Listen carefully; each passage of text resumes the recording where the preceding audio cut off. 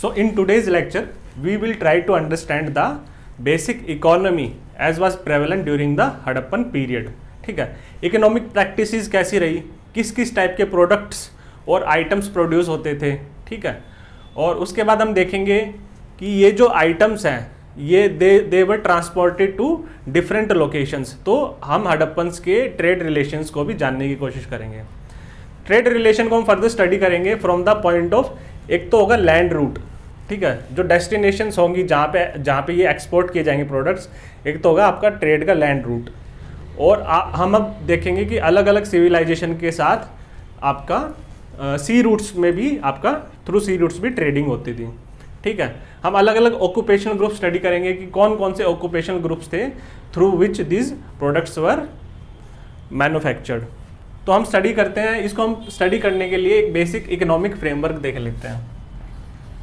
Economic framework, और इसी पे फर्दर हम डेवलप करेंगे कि हड़प्पन्स की इकोनॉमी कैसी थी. See, first of all we have to understand what is economy. See, economy involves extraction of resources from nature. Extraction of resources or raw material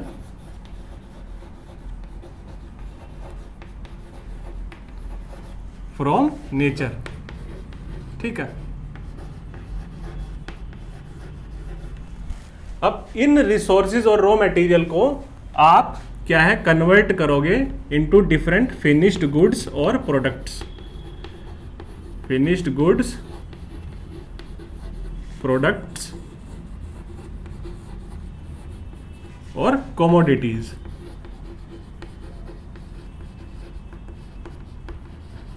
ठीक है, तो ये जो प्रोसेस होगा जिसके थ्रू ये कन्वर्जन हो रहा है उसको हम बोलते हैं प्रोडक्शन प्रोसेस.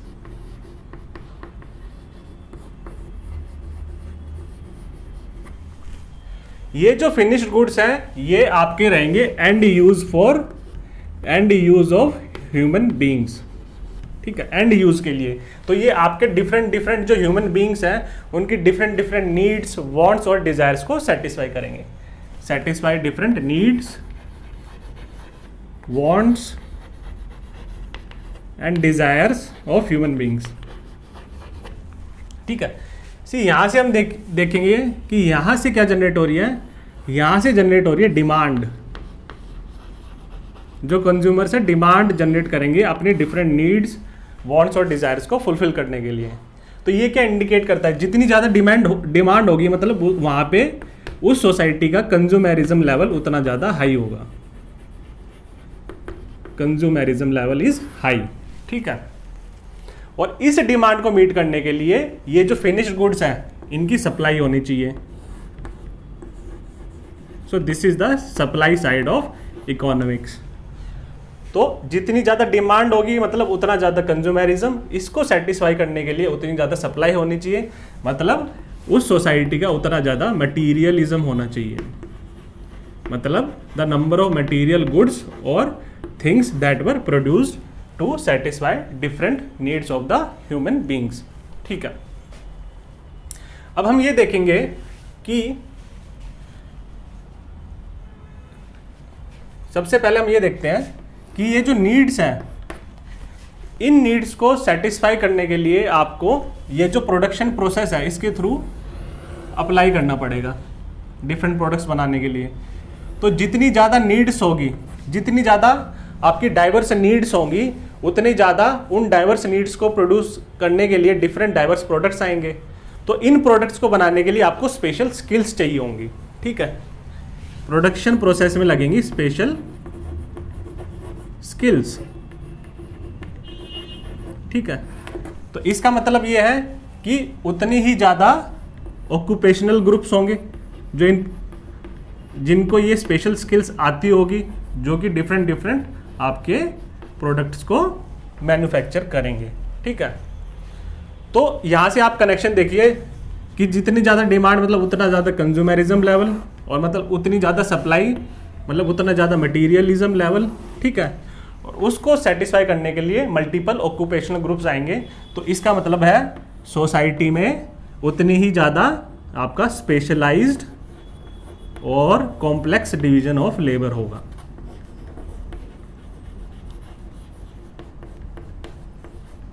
ठीक है। अब ये जो प्रोडक्शन है, ये जो प्रोसेस है, जितना डायनामिक रहेगा, जितना ज़्यादा कंज्यूमरिज्म रहेगा, जितना ज़्यादा मटेरियलिज्म रहेगा, तो मतलब उतने ऑक्यूपेशनल ग्रुप्स होंगे, मतलब उतने ही आपकी लाइवलीहुड और जॉब्स जनरेट होंगी। ठीक है। जितनी ज़्यादा लाइवलीहुड और जॉब्स जनरेट होंगी, इसका मतलब ये है उस सोसाइटी की प्रोस्पेरिटी और एडवांसमेंट उतनी ज़्यादा होगी। तो जब हम बात करते हैं कि इंडस वैली सिविलाइजेशन बहुत ही एडवांस्ड और डेवलप्ड सिविलाइजेशन थी, तो इसका मतलब ये है कि उस सिविलाइजेशन में आपकी जो है जॉब्स ज़्यादा जनरेट होती थी। ठीक है, प्रोस्पेरिटी ज़्यादा थी, वहाँ पे लोग डिफरेंट ऑक्यूपेशनल ग्रुप्स प्रैक्टिस करते थे, और वहाँ पे जो आपका extraction of resources from nature वो ज़्यादा स्केल पे रहेगा। ठीक है। So this is the basic concept of economy. अब हम ये देखते हैं कि ये ऑक्यूपेशनल ग्रुप्स कौन कौन से रहे होंगे डिफरेंट नीड्स को सेटिस्फाई करने के लिए हड़प्पन्स के। तो सबसे पहले इसमें हम पढ़ेंगे आपका द फर्स्ट ऑक्यूपेशनल ग्रुप। तो सबसे पहला वाला ऑक्यूपेशनल ग्रुप हम पढ़ेंगे, दैट इज पोट्री।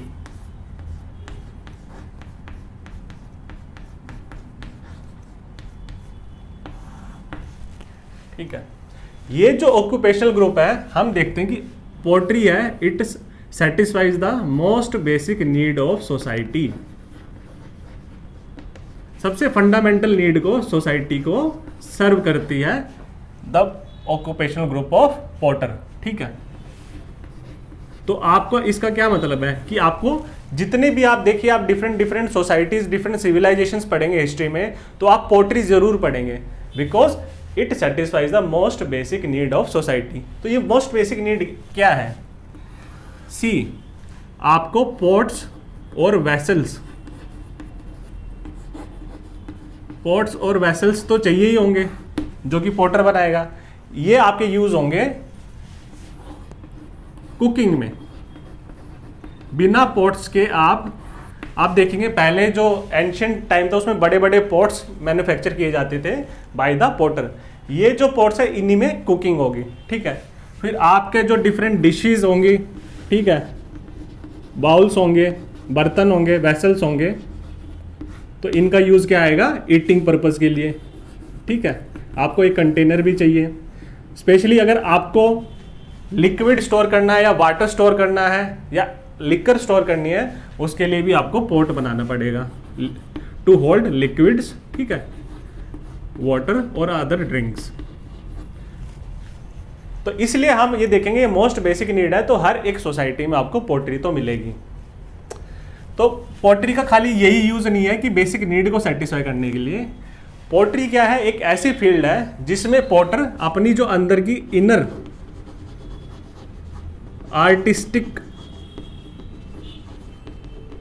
एक्सप्रेशन को क्या है, through the occupational group of pottery, वो क्या है, पोर्ट्रे करता है ऑन द आउटसाइड ऑब्जेक्ट्स।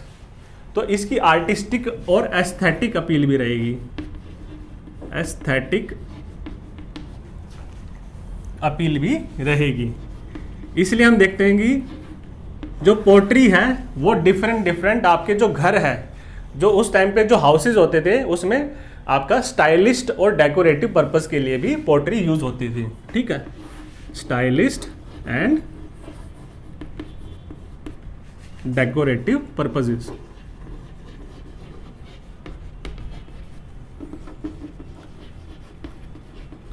ठीक है। जैसे मान लो आपको हो गया एक वेस हो गया, तो ये वेस क्या होगा, through this you will be able to decorate your house. तो ये आपकी पोट्री होगी। तो आपके जो हड़प्पन्स थे वहां पे किस टाइप की पोट्री होती थी? सी, मोस्ट बेसिक और most common type of pottery थी वहां पे, that is red and black pottery.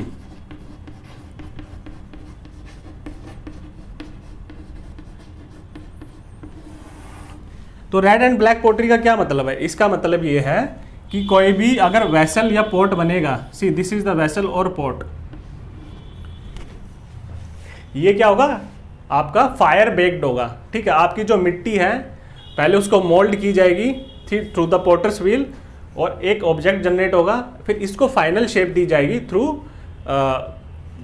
Bye baking it into fire. ठीक है, तो ये जो पॉट होगा ये आपका होगा रेड कलर का, फायर में बेक करोगे तो रेड कलर आ जाएगा उसका। सेकंड हम ये देखेंगे इस पॉट पे ब्लैक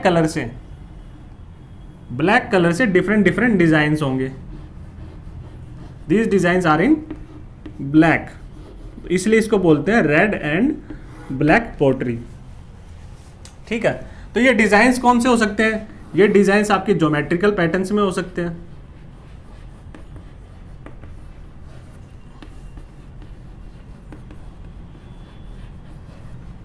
ठीक है, या फिर इसमें एनिमल और ह्यूमन शेप्स हो सकती है, लीफ को ड्रॉ किया जा सकता है, plant leaves were drawn, animal और ह्यूमन शेप्स को भी ड्रॉ किया जा सकता है। ठीक है, so this is the type of pottery that was practised by the Rigvedic आपका हड़प्पन पीपल।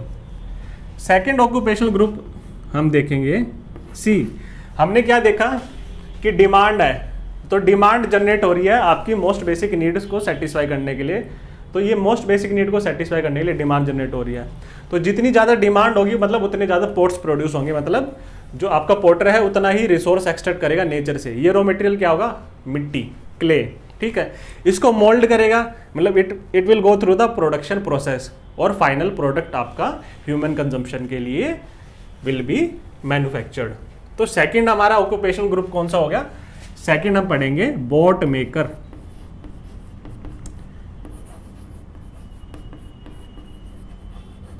तो बोट मेकर की क्या फंक्शनैलिटी होगी? सी बोट मेकर क्या करेगा, पहले सबसे हम देखेंगे कि बोट मेकर की जरूरत क्या पड़ी, क्यों पड़ी। तो कोई कुछ ना कुछ तो डिमांड जनरेट होगी, तभी तो आपका बोट और शिप्स का डिजाइन होगा। सी हम पढ़ेंगे कि जो मेसोपोटामिया था, मेसोपोटामियन सिविलाइजेशन, हम जब ट्रेड पढ़ेंगे इसी लेक्चर में तो हम देखेंगे कि मेसोपोटामियन सिविलाइजेशन के ट्रेड रिलेशंस थे मलुहा के साथ। ठीक है, इंपोर्ट एक्सपोर्ट होता था डिफरेंट प्रोडक्ट्स का। तो ये जो ट्रेड होगा ये है आपका सी बेस्ड ट्रेड। हम देखेंगे ये जो ट्रेड होता था इसका सी रूट फॉलो होता था through Arabian sea and the Persian gulf. Mesopotamia मतलब आपका इराक। तो इस ट्रेड के लिए करने के लिए आपको एक व्हीकल चाहिए होगा, मीडियम ऑफ ट्रांसपोर्टेशन चाहिए होगा। तो सी बेस्ड ट्रेड में आपका मीडियम ऑफ ट्रांसपोर्टेशन क्या रहेगा? मीडियम ऑफ ट्रांसपोर्टेशन रहेगा आपका बोट्स और शिप्स।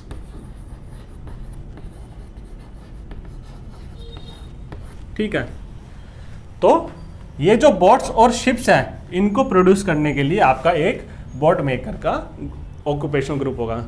मेसोपोटामिया बोलते हैं कि जो मलुहन पीपल थे, that is the Harappan people, इनको बोला जाता है, मलुहा को बोला जाता है लैंड ऑफ सी फेयरर्स। ठीक है, मतलब ये क्या रिप्रेजेंट करता है? सी रूट और सी ट्रेड बहुत ही ज़्यादा प्रेवलेंट था आपका ड्यूरिंग द हड़प्पन पीरियड। इसमें हम एक चीज़ और देखते हैं कि सी मेसोपोटामिया में सील्स मिली हैं। सील्स क्या होंगी हम पढ़ेंगे। ये जो सील्स मिली है इन पे डिपिक्शन है बोट्स और शिप्स का भी, मतलब बोट्स और शिप्स आपकी they were being drawn on these seals. तो यहाँ से हमने कनेक्शन निकाला कि मेसोपोटामिया का आपका ट्रेड रिलेशन था मलुहा के। तो ये जो सील्स हैं ये आपकी हड़प्पन सील्स हैं। ठीक है, अब हम पढ़ते हैं third most important occupational group. तो वो था आपका ये जो ग्रुप ऑक्यूपेशन ग्रुप ये रहेगा आपका सील मेकर का। ठीक है, ठीक है, so this occupational group will be involve into the manufacture of seals.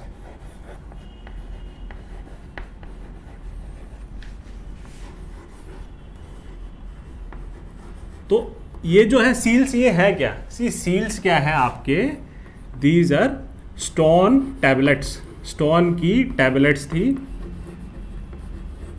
ठीक है। ये आपको रेक्टेंगुलर या स्क्वायर फॉर्म में मिलेंगी आपको, ये इनकी बेसिक शेप होगी, ठीक है। तो स्टोन की टैबलेट्स कैसी होंगी, ये ऐसी होंगी, इनका साइज छोटा होगा, ज़्यादा बड़ा साइज नहीं होगा। So these are the seals, stone की एक टैबलेट होगी, ठीक है। इसका बेसिक डिजाइन क्या होगा, सी ये जो अपर पोर्शन होगा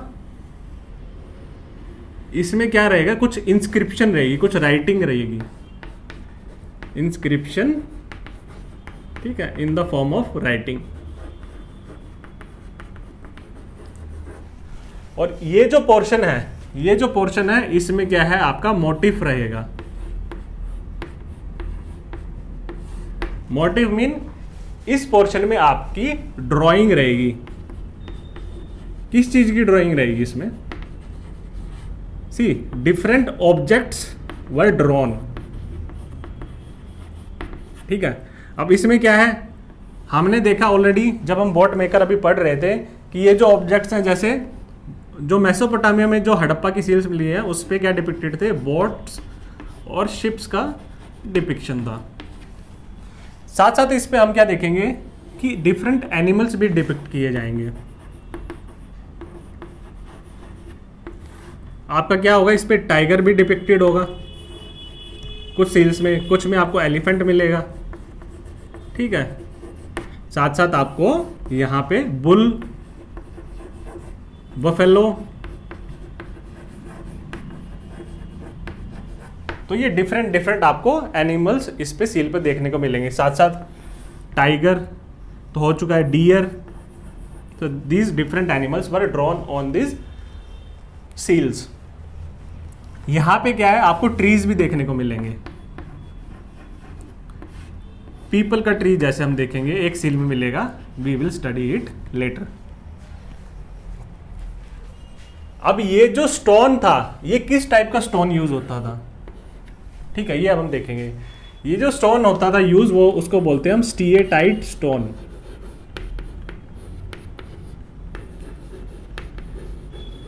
तो स्टीएटाइट स्टोन की क्वालिटी क्या होती है, सी स्टीएटाइट बहुत ही सॉफ्ट स्टोन होता है।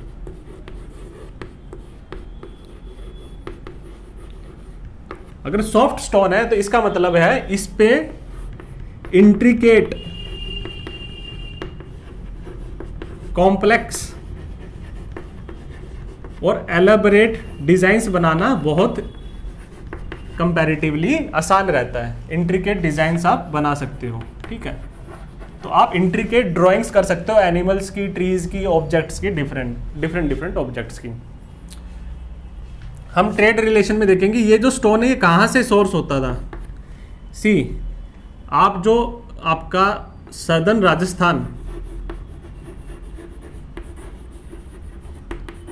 और आपका नॉर्दर्न गुजरात, ये जो रीजन है, ठीक है, जैसे हो गया आपका उदयपुर, माउंट आबू,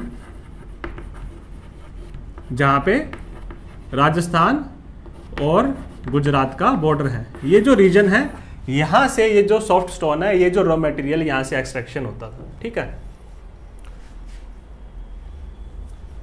अब इसमें एक चीज और देखते हैं कि सील इसका पर्पस क्या है, what is the purpose of seal, ये किस काम में यूज होती थी। तो इसके हम दो पर्पस पढ़ेंगे। तो सबसे मेन पर्पस था कि ये जो सील्स थी ये ट्रेड में यूज होती थी। तो ट्रेड में यूज होने का क्या इसका सिग्निफिकेंस है, सी आप कोई भी आइटम एक्सपोर्ट करोगे, मान लो आइटम उसको एक्सपोर्ट करेंगे और उसको हमने क्या है पैकिंग कर दी एक सैक में, दिस इज अ सैक, इसके अंदर आपका डिफरेंट प्रोडक्ट्स और फिनिश्ड गुड्स हैं जिसको आप एक्सपोर्ट करना चाह रहे हो। इस सैक पे ऊपर यहाँ पे आपने नोट लगा दी, ठीक है।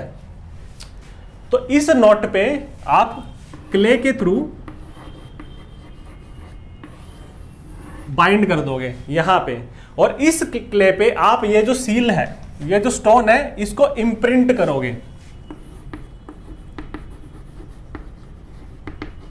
तो यहाँ से इसकी आपके जो प्रोडक्ट है उसकी सीलिंग होगी, ठीक है, और जो सील है उसको आपने इम्प्रिंट भी कर दिया, ठप्पा भी मार दिया आपका, ठीक है, स्टोन की फॉर्म में, क्ले में, ये इम्प्रिंट आ जाएगा। तो इससे आपका क्या पर्पस अचीव होता है? सी, अगर during the process of trade अगर ये जो सील है ये ब्रेक हो जाती है, ठीक है, तो इट मीन्स द प्रोडक्ट का ऑडल्ट्रेशन हो चुका है, कुछ मिलावट हो चुकी है उसमें, या फिर कुछ प्रोडक्ट है उसमें से कुछ साइफन ऑफ किया गया, उसमें से कुछ क्वांटिटी निकाल ली गई है। इसका मतलब है प्रोडक्ट के साथ कुछ ना कुछ टेम्परिंग हुई है। सेम पर्पस आप मॉडर्न टाइम्स में भी देखते हैं कि डिफरेंट आइटम्स वर सील्ड। अगर ये सील टूटी हुई होती है तो इसका मतलब है कि वो जो प्रोडक्ट है वो आपका टेम्पर्ड है। तो एक तो पर्पस ये हो गया सील लगाने का।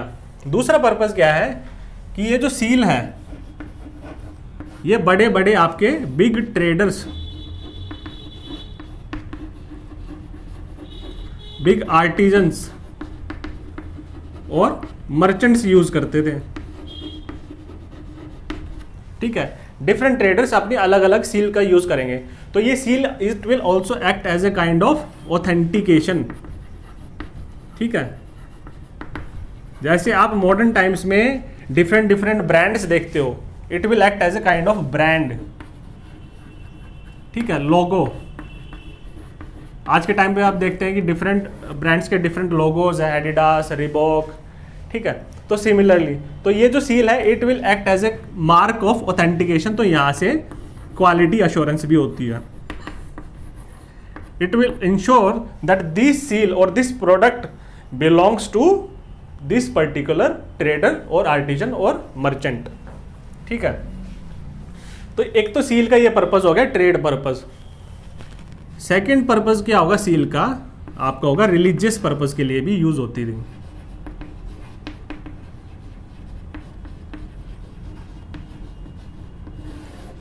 हम देखेंगे जब हम रिलीजन पढ़ेंगे आपका हड़प्पन्स का, तो हमें एक पशुपति महादेव की सील मिली है, ठीक है। इसको प्रोटो शिवा सील भी बोलते हैं।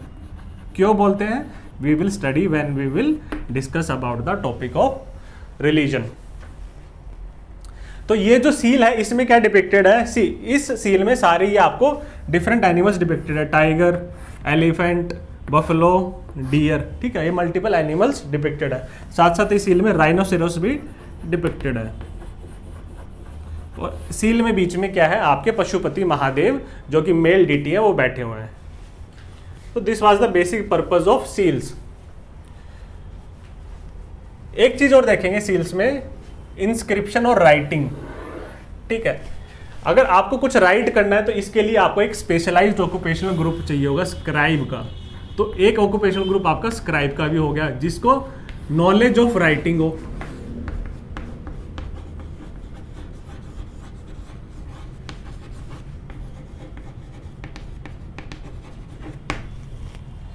एक चीज और देखते हैं कि ये जो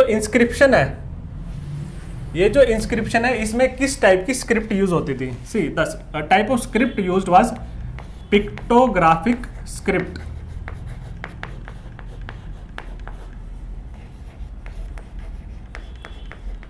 पिक्टोग्राफिक स्क्रिप्ट का आपका यूज था इसमें। तो पिक्टोग्राफिक स्क्रिप्ट कैसी स्क्रिप्ट थी? सी, इसमें हम क्या है, जो नंबर ऑफ सिंबल्स मिले हैं वो अराउंड 370 to 400 सिंबल्स मिले हैं, जो कि इस जो है स्क्रिप्ट में यूज हुआ है। फर्स्ट। सेकंड, ये जो स्क्रिप्ट थी ये पिक्टोग्राफिक थी, मतलब आपका जो डेटा है या कुछ भी है, it is represented in the form of a pictograph, ठीक है। तो ये जो सिंबल्स हैं ये क्या रिप्रेजेंट करते हैं? सी, ये सिंबल्स रिप्रेजेंट करेंगे या तो आपका कोई ऑब्जेक्ट, दी सिंबल्स वर ड्रॉन, तो ये तक किसी ऑब्जेक्ट को रेफर करेंगे, ठीक है, या तो किसी पर्टिकुलर फिनेटिक साउंड को रिप्रेजेंट करेंगे, फिनेटिक और साउंड। या सिलेबल।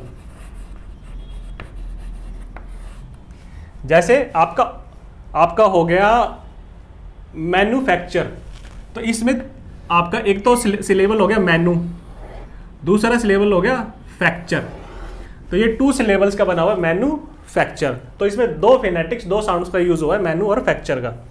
ठीक है, तो सिमिलरली आप जब किसी एक सिंबल एक पर्टिकुलर फिनेटिक साउंड को रिप्रेजेंट करेगा, तो मतलब ये जो सिंबल है आपका मैन्युफैक्चर कैसे लिखा जाएगा आपका पिक्टोग्राफिक स्क्रिप्ट में, आपके 2 सिंबल्स के थ्रू मैन्युफैक्चर को रिप्रेजेंट किया जा सकता है। लेकिन एक प्रॉब्लम क्या है स्क्रिप्ट के साथ, ये अभी भी डिसाइफर नहीं हो पाई है, it is still not deciphered.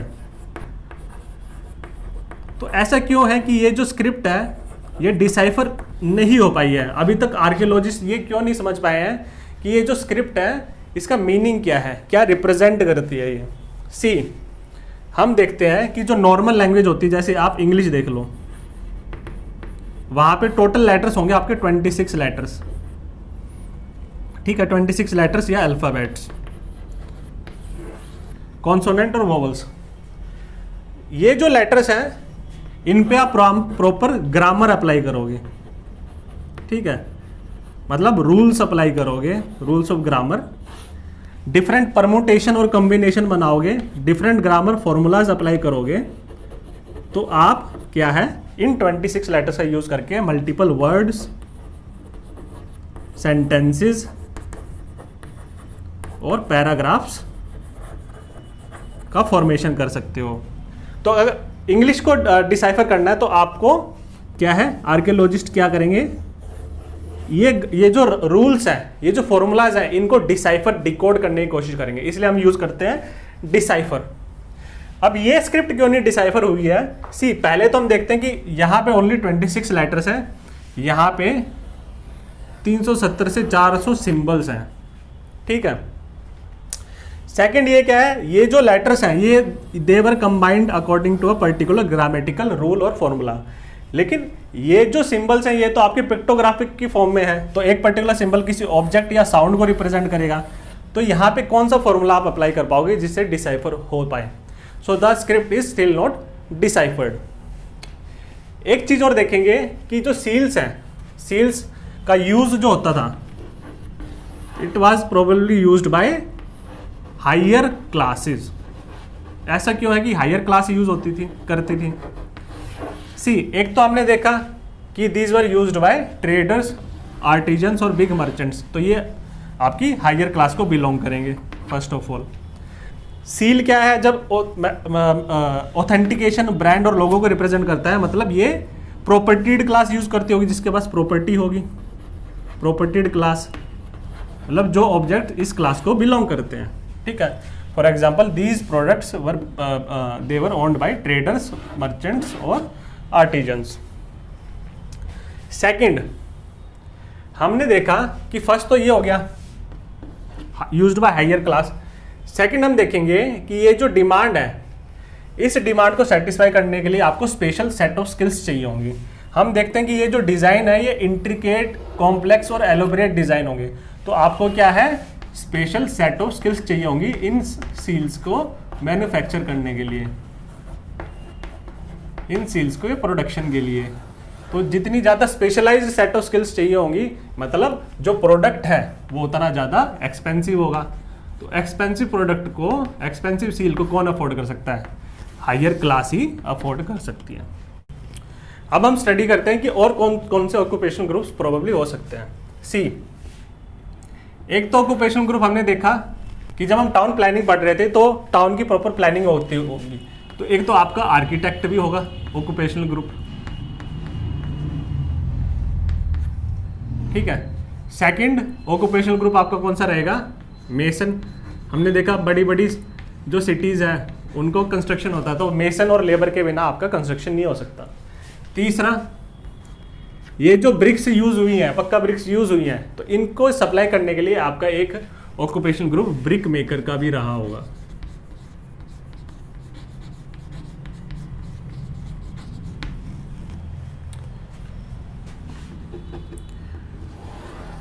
दूसरा ऑक्यूपेशन ग्रुप और कौन सा हो सकता है? सी, हम ये देखेंगे कि जो हड़प्पन्स थे, हड़प्पन्स बहुत ही they were very cautious of their appearance, उनको कॉस्मेटिक्स का बहुत ज़्यादा शौक था, ठीक है, उनको ऑर्नामेंटेशन ज्वेलरी का बहुत ज़्यादा शौक था, उनको अपनी अपीयरेंस काफ़ी अच्छी क्या है चाहिए होती थी। अब they wanted to look good, तो यहाँ पे एक ऑक्यूपेशन ग्रुप होगा, इस डिमांड को सेटिस्फाई करने के लिए आपका ग्रुप आएगा बीड मेकर का।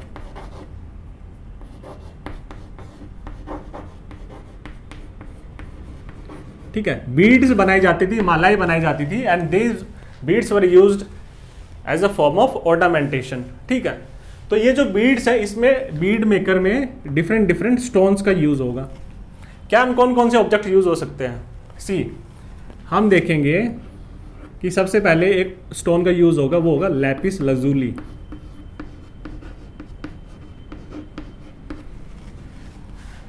हम ऑलरेडी जब हमने डिफरेंट डिफरेंट साइट्स मैप और डिस्ट्रीब्यूशन देखा आपका हड़प्पन सिविलाइजेशन का, तो उसमें हमने देखा कि एक अफगानिस्तान में ट्रेडिंग कॉलोनी थी, ट्रेडिंग कॉलोनी जो कि हड़प्पन साइट को रिप्रेजेंट करती है। इसका क्या नाम था?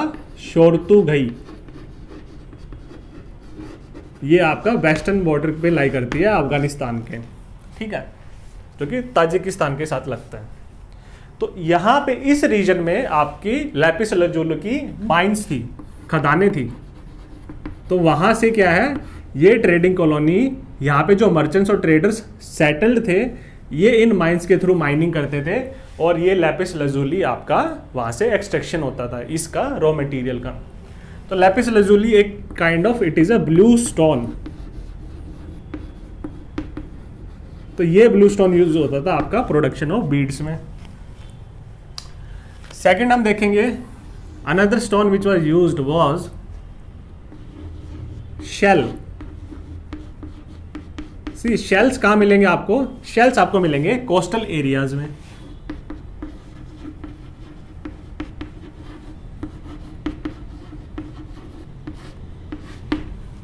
ठीक है, तो हमने देखा कि जो नागेश्वर थी, नागेश्वर जो साइट थी, वो उसकी सेटलमेंट ही इसलिए हुई थी कि this site was specialized in the extraction of shells. तो ये कोस्टल एरिया से आपका शेल का प्रोडक्शन होता था, तो आपका शेल भी यूज होगा बीड्स बनाने में। ठीक है, और साथ साथ हमने देखा कि बालाकोट से भी आपका शेल का प्रोडक्शन होगा। इन दोनों की location we have already discussed, it is also a coastal site. Third important stone कौन सा यूज होगा? नागेश्वर कहाँ लाई करता है? गुजरात में, और ये आपका पाकिस्तान के जो अरेबियन कोस्ट है वहां पे आपका बालाकोट लाई करेगा। तीसरा इंपॉर्टेंट स्टोन होगा आपका ज़ेफायर। ठीक है, ज़ेफायर का भी यूज होता था in the production of beads. In different different stones की आपको बीड्स मिलेगी। Fourth important stone which use was carnelian. तो कार्नेलियन क्या है? It is a yellowish stone.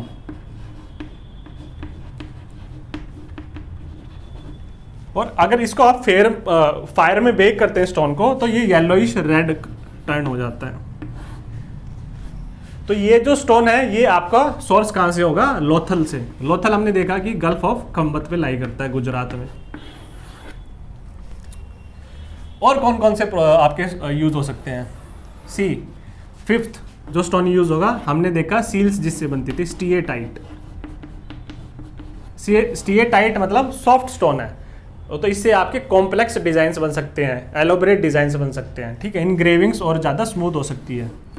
तो ये जो है आपकी माइक्रो बीड्स, छोटी छोटी बीड्स बनाने में यूज होगा, क्योंकि आप छोटी बीड्स पे कॉम्प्लेक्स डिजाइन्स बना सकते हैं as it is a soft stone. तो स्टीएटाइट कहाँ से आपका सोर्स होगा? ये हमने देखा ऑलरेडी कि जो आपका नॉर्थन गुजरात और सदर्न राजस्थान का जो रीजन था, वहाँ से इसकी सोर्सिंग होगी। और क्या यूज़ हो सकता है? सी, मेटल्स भी यूज़ होंगे। हमने देखा कि it is a bronze age, तो कॉपर का यूज़ होगा।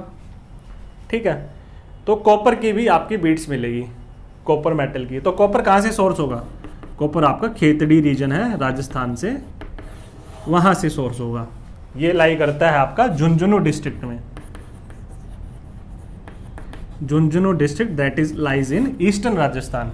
खेतड़ी, खेतड़ी में आज भी कॉपर का एक्सट्रैक्शन होता है। वहां पे एक PSU है HCL, Hindustan copper limited, it is still engaged in the extraction of copper. Plus हम देखेंगे और कौन सा मेटल यूज होता था, सी गोल्ड वॉज ऑल्सो यूज्ड। या तो गोल्ड की आपकी बीड्स मिलेगी या फिर जो स्टोन्स हैं, या फिर ये आपका कॉपर का मेटल है, इस पे आपकी गोल्ड की प्लेटिंग होगी।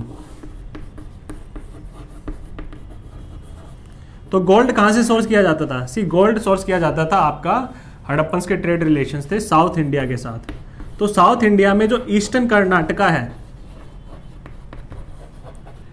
ईस्टर्न कर्नाटका, यहां से यहां पे आपका लाई करता है कोलार फील्ड्स।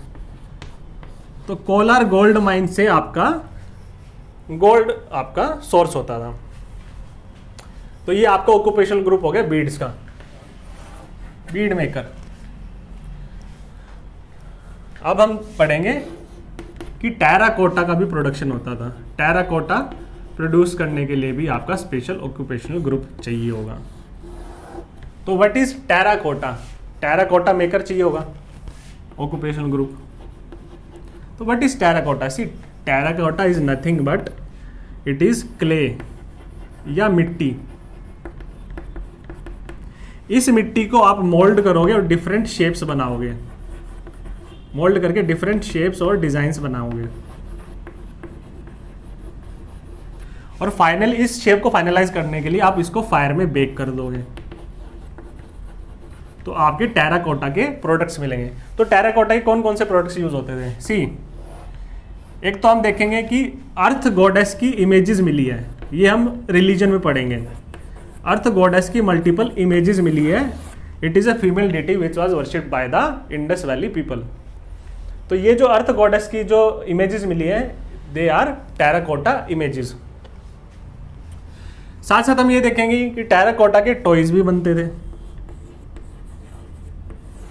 ठीक है, टॉयज बनेंगे। जैसे एक जो टॉय मिला है वो मिला है आपका प्लफ।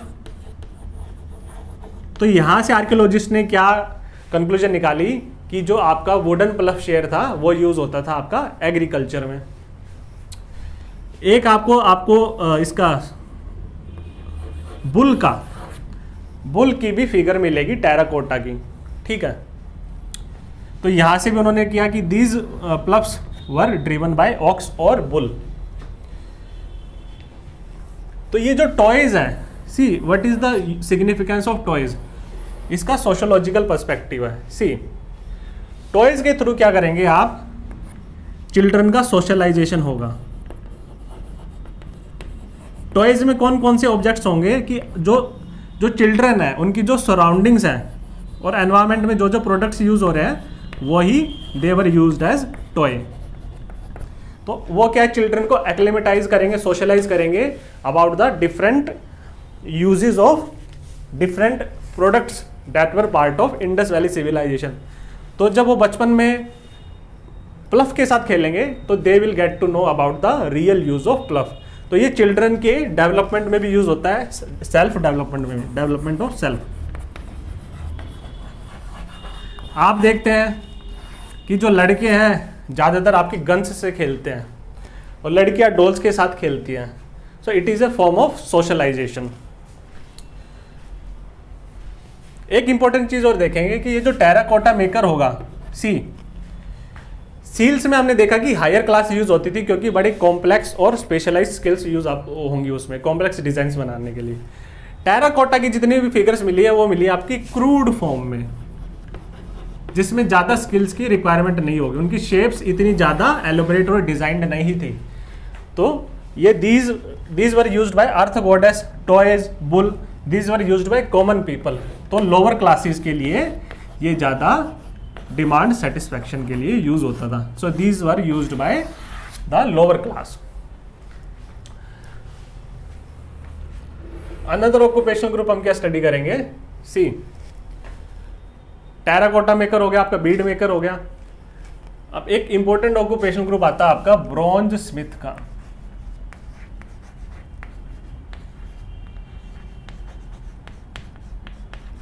हमने ऑलरेडी देखा कि ये ब्रॉन्ज एज थी, आयरन की स्टिल डिस्कवरी नहीं होगी। आयरन की डिस्कवरी इसके 1500 साल बाद होगी, लगभग अराउंड 1000 BCE में। ठीक है, तो ब्रॉन्ज एज में इसमें ब्रॉन्ज के प्रोडक्ट्स मिलेंगे आपको। So what is bronze? See, bronze is an alloy of copper and tin. Copper and tin. तो आपका टिन कहां से सोर्स होगा? सी, टिन आपका सोर्स होता था अफगानिस्तान से।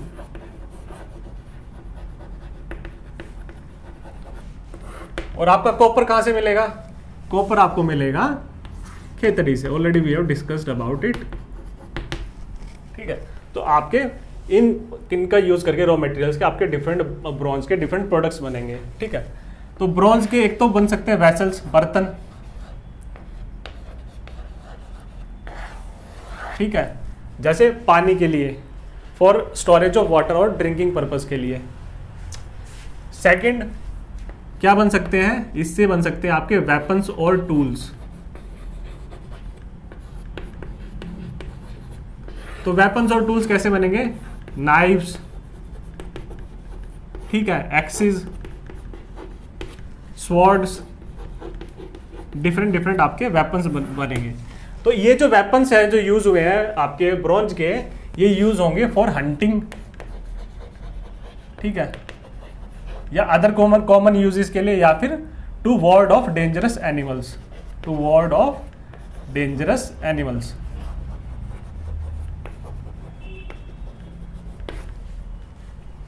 सी, हम ये देखेंगे कि जो वेपन्स का है ज्यादा यूज नहीं हुआ वॉरफेयर के लिए।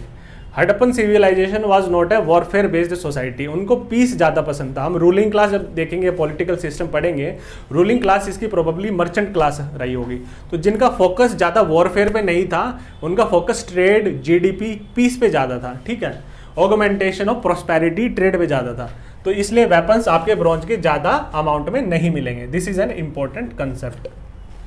तो इनका पर्पस हंटिंग या फिर to ward off dangerous animals के लिए होगा।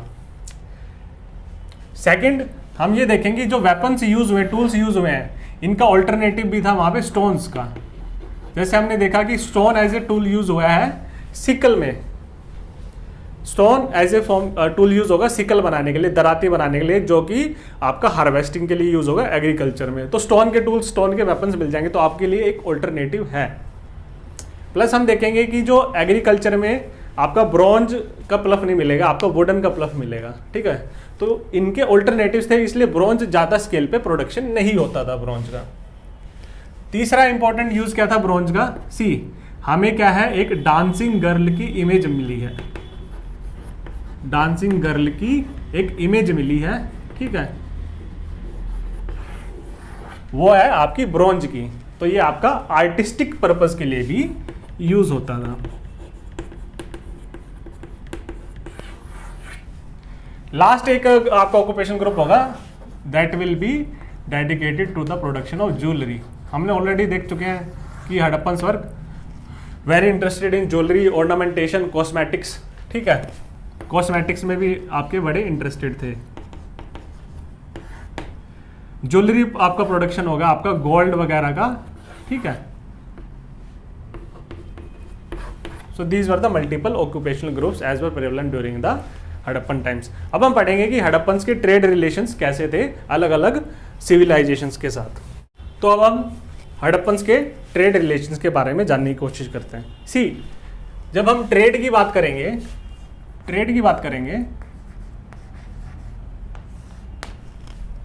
तो ट्रेड आपका दो टाइप का हो सकता है। एक तो आपका होगा इंट्रा ट्रेड, ठीक है, या फिर इसको हम क्या बोलते हैं, डोमेस्टिक ट्रेड।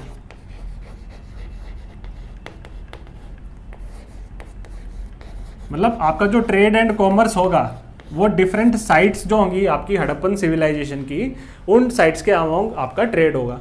हमने ऑलरेडी देखा कि सी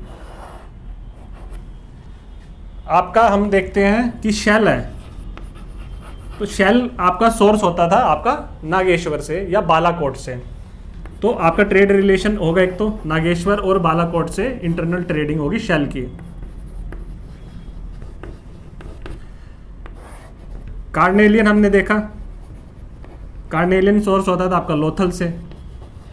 सो ये क्या इंटरनल डोमेस्टिक ट्रेड में यूज होगा सारा का सारा, या फिर इसको एक्सपोर्ट भी किया जा सकता है, लेकिन हम इंटरनल ट्रेड की बात कर रहे हैं अभी। तो तीसरा क्या होगा, जैसे हमने देखा कि जब हम साइट पढ़ रहे थे मांडा, जो कि लाई करती है जम्मू एंड कश्मीर से, वहाँ पे क्या है आपकी वुड जो है along the Chenab river transport की जाती थी, तो ये अलग ट्रेड हो गया। ठीक है, फिर हम देखते हैं आपका शोरतुगई भी आपकी इंडस वैली सिविलाइजेशन का पार्ट है अफगानिस्तान में। यहां से आपका लैपिस लजुली आएगा। ठीक है, फिर हमने देखा स्टीएटाइट आपका सदर्न राजस्थान और नॉर्थन गुजरात से सोर्स होता था। फिर हम देखते हैं आपका ऐसे आपके मल्टीपल प्रोडक्ट सोर्स होंगे डिफरेंट एरियाज से। तो एक तो हो गया आपका इंट्रा ट्रेड, दूसरा होगा आपका इंटर ट्रेड, ठीक है, या फिर एक्सटर्नल ट्रेड, जो कि हड़प्पन सिविलाइजेशन का होगा। डिफरेंट सिविलाइजेशन या फिर ऐसे कल्चर्स जो कि है नॉन हड़प्पन कल्चर्स हैं। ठीक है, तो ये जो एक्सटर्नल ट्रेड होगा इसको हम फर्दर डिवाइड करेंगे दो पार्ट्स में। एक तो ट्रेड होगा आपका लैंड बेस्ड ट्रेड, जिसपे लैंड रूट्स फॉलो होते थे। तो लैंड बेस्ड ट्रेड कैसा हुआ, सी जब हमने देखा कि जो टिन है, टिन सोर्स होता था आपका अफगानिस्तान से, तो ऐसी साइट्स अफगानिस्तान की that were not a part of Indus valley civilization, तो ये आपका लैंड बेस्ड ट्रेड होगा। सेकंड हमने देखा, हमने ट्रेडिंग साइट देखी शोरतुगई। शोरतुगई तो इंडस वैली सिविलाइजेशन का पार्ट है, तो it is a kind of domestic trade. लेकिन आपका जो ये अफगानिस्तान है, तो अफगानिस्तान का आपका वेस्टर्न बॉर्डर जो है यहाँ पे शोरतुगई लाई करती थी, और यहाँ पे ताजिकिस्तान है, तो यहाँ से आपका कॉन्टैक्ट डेवलप होगा सेंट्रल एशिया के साथ। तो शोरतुगई के बाद पे जो ट्रेडिंग कॉलोनी थी, जहाँ पे मर्चेंट्स और ट्रेडर्स सेटल हुए, ये ट्रेड करते थे सेंट्रल एशिया के साथ। तो ये आपका अनदर लैंड बेस्ड ट्रेड हो गया। थर्ड हमने देखा कि जो कॉपर है, कॉपर सोर्स होता था खेतड़ी से। खेतड़ी है राजस्थान में। See it is also an external trade, because जो खेतड़ी है वो नॉन हड़प्पन कल्चर को रिप्रेजेंट करती है। It is not a Harappan site, तो ये आपका इंडस वैली सिविलाइजेशन का पार्ट नहीं है। So it is a external trade land route के थ्रू। फोर्थ हम देखेंगे कि जो गोल्ड है, गोल्ड आपका सोर्स होता था साउथ इंडिया से। साउथ इंडिया में हमने देखा ईस्टर्न कर्नाटका से कोलार गोल्ड फील्ड्स, यहाँ से आपका गोल्ड सोर्स होता है। So these were all part of land based trade, जहाँ पे लैंड रूट्स फॉलो होते थे। तो इसमें क्या, लैंड रूट्स में फॉलो होने के लिए आपका व्हीकल और मीडियम ऑफ ट्रांसपोर्टेशन क्या होगा, जिसके थ्रू आपका ट्रेड कैरी होगा, मीडियम ऑफ ट्रांसपोर्टेशन, ये इसको बोलते हैं व्हीकल ऑफ ट्रांसपोर्टेशन। सी ये जो होगा, ये होगा आपका bullock carts.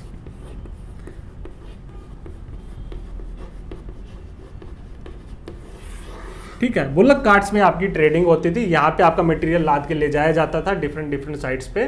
So these were known as the medium of transportation और vehicle of transportation. So bullock carts were driven by bull और ऑक्स। और इनकी एक स्पेशल फीचर थी बुलक कार्ट्स की, कि इसमें जो व्हील यूज हुआ है वो हुआ है सॉलिड व्हील, मतलब इसमें कोई भी स्पोक्स नहीं थे। ठीक है, नो स्पोक्स। सेकंड आपका हम देखते हैं सब टाइप है एक्सटर्नल ट्रेड का, that is sea based trade.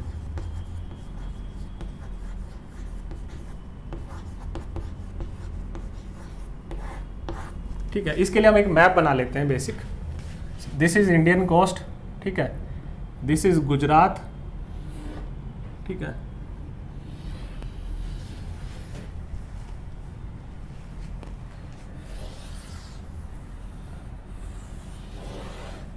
ठीक है। सी, ये आपके इंडियन कोस्ट है, ये गुजरात है, ये आपका यहाँ पे लाई करता है गल्फ ऑफ खंबत।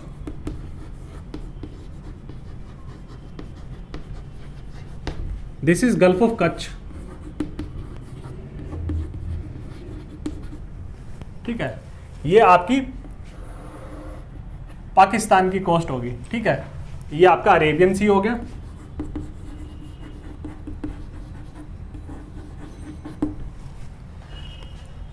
ये है आपका Persian gulf, this is all water.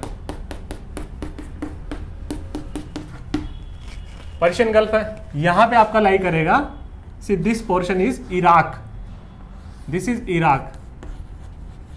और यहां पे आपकी कौन सी सिविलाइजेशन लाई करेगी? Mesopotamian civilisation.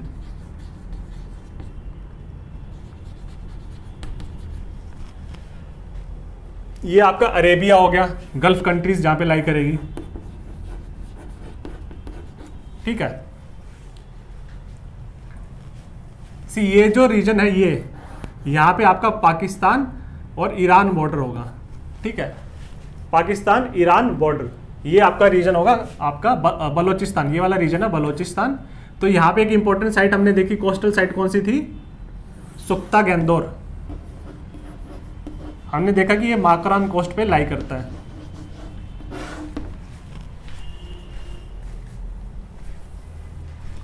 फिर हम देखेंगे यहाँ पे आपका नागेश्वर था, सुरकोटड़ा, नागेश्वर,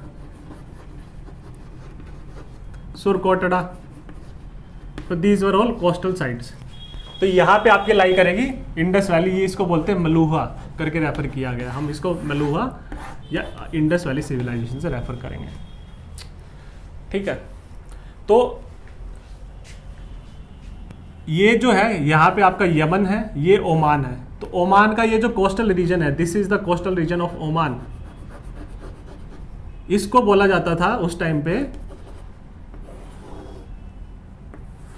मगान। ये एक इंपॉर्टेंट नेम है, ये आपको याद रखना, मगान, ठीक है। और यहां पे आपका एक और इंपॉर्टेंट पोर्ट था, see these were all ports, Magan और ये दिलमुन बोला जाता था इसको, इसको हम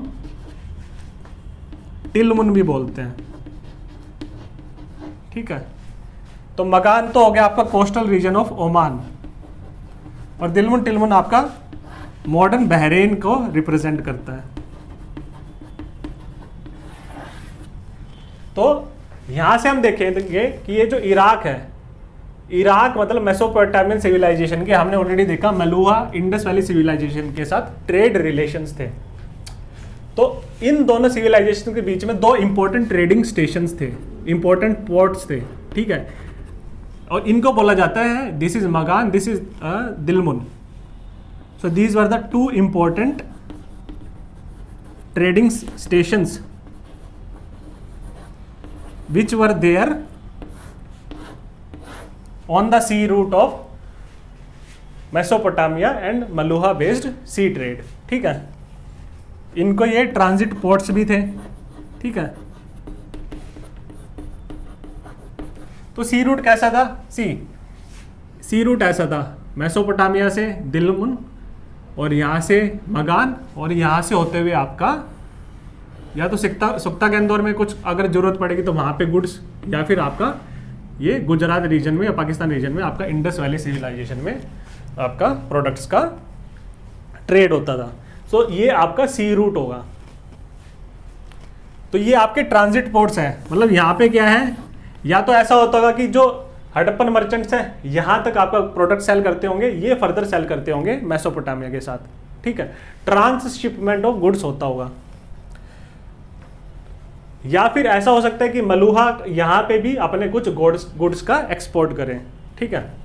तो हम ऑलरेडी ये तो देख चुके हैं कि मेसोपोटामिया के जो टेक्स्ट उसमें इंडस वैली सिविलाइजेशन को मलुहा बोला गया है, इनको बोला है land of seafarers, sea based trades था। यहाँ पे जो सील्स मिली है उनमें बोट्स और शिप्स की भी डिपिक्शन है, दीज वर हड़प्पन सील्स। तो यहाँ पे क्या है, आपका ट्रेड कैसा होता था? सी मलुहा क्या है, different type of goods export करता था मेसोपोटामिया में, जैसे copper, gold, carnelian, Lapis lazuli, ये डिफरेंट टाइप ऑफ गुड्स आपके एक्सपोर्ट किए जाते थे। एक इंपॉर्टेंट कंसेप्ट क्या है, सी जो मगान है, ओमान, ये मगान हो गया, it lies between Mesopotamia and आपका इंडस वैली सिविलाइजेशन। तो मगान के साथ भी ट्रेड रिलेशंस थे। मगान के जो क्या है, यहाँ पे आपका कॉपर मिला है। इंडस वैली सिविलाइजेशन में जो कॉपर मिला है उसमें निकल के ट्रेसेस हैं, ठीक है, निकल भी प्रेजेंट है। तो आर्कियोलॉजिस्ट ने ये कंक्लूड किया ये जो कॉपर है जिसमें निकल के ट्रेसेस हैं वो एक्सपोर्ट किया जाता था इंडस वैली सिविलाइजेशन को, ये मगान एक्सपोर्ट करता था, that is the coastal region of Yemen. Same जो कॉपर के ऑब्जेक्ट्स मिले हैं जिसमें निकल के ट्रेसेस हैं वो मेसोपोटामिया में भी मिले हैं, कॉपर विद निकल ट्रेसेस। तो यहां से आपका एक ट्रेड रिलेशंस का भी जस्टिफिकेशन होता है, ठीक है। उस टाइम पे हमने देखा इंडस वैली सिविलाइजेशन में कोई करेंसी नहीं थी, तो यहां से अगर आप कॉपर के ऑब्जेक्ट्स का एक्सपोर्ट कर रहे हो तो इन रिटर्न कौन सा आपका प्रोडक्ट दिया जाएगा, सी बड़े बड़े ऐसे करके वेसल्स मिले हैं, पोर्ट्स मिले हैं।